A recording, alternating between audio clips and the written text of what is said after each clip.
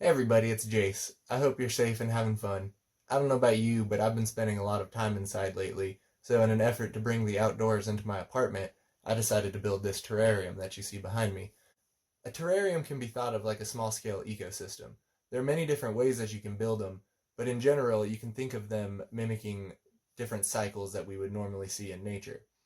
I like to keep insects, but you could easily use these enclosures to keep different species of reptiles, amphibians, or even just different types of plants.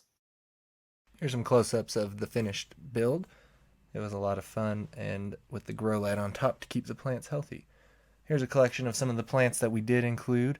Got some potting soil, some moss in that jar, some sphagnum moss in that bag. This is the coconut husk fiber we used for the substrate, and some shells to help with the drainage. We also used activated charcoal and some black silicone to hold things in place.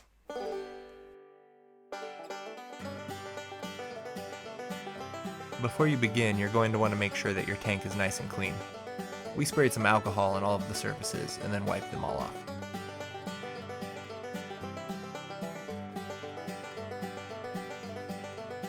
To decorate, I used some tulip poplar bark that I had laying around. I applied black silicone to the backs of the pieces of the bark and stuck them to the glass. I tried to make sure that I had enough silicone coming into contact with the glass to give a proper hold. For best results, make sure you have a good boy on site. I tried clamping the bark to the glass, but by the end of it I ended up tipping the tank on its side and just setting weights on top of the bark as the silicone cured. With all of the bark in place, I used the silicone to fill in some of the extra cracks. We stuck moss in the exposed silicone that was filling the cracks. Some of this moss is dry and is just to add texture. Other pieces of the moss we do hope will come back to life and continue to grow. Filling these cracks not only improves the overall appearance, but it also prevents any insects that we keep in here from getting behind the bark and getting stuck. And as you can see, you just take the moss and stick it right into the silicone.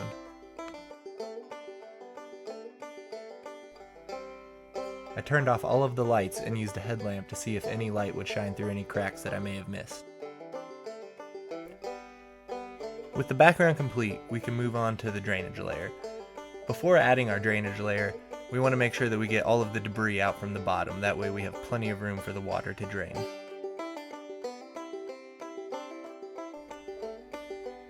The point of this layer is to prevent excess moisture from building up in the soil.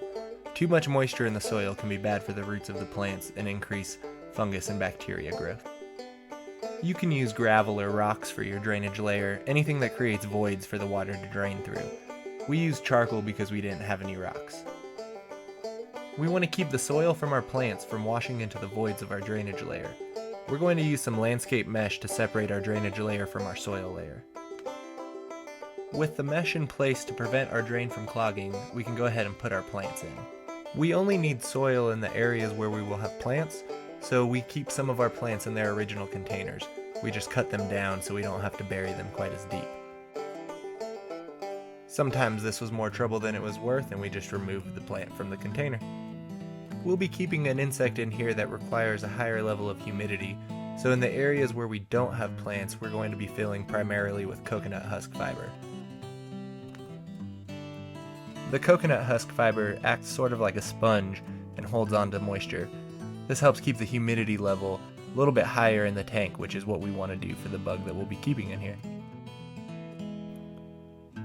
You could say that our insect has a mandibulate approach to a phytophagus feeding strategy, but that's just a fancy way of saying that it chews on leaves. One species of plant that this insect likes to eat is Rosa multiflora, which is an invasive species of rose that grows in my area. In order to maintain a steady supply of food for our insects, we took some cuttings of the species of rose, applied some rooting hormone, and stuck them in a separate glass jar within the enclosure. Growing a new plant from the cutting of an old plant is a technique known as propagation. So there you go. It's really not that hard to build an enclosure like this. It's just important that you have the right materials, that way you can keep everything clean. Inside this container, I have an insect that I think is really special. It goes by the name Uricantha calcarata. If you have no idea what that means, don't worry. I'll be making another video introducing these insects into their new environment, and we'll talk about them then. Well, anyway, thanks for joining me. Hope to see you soon.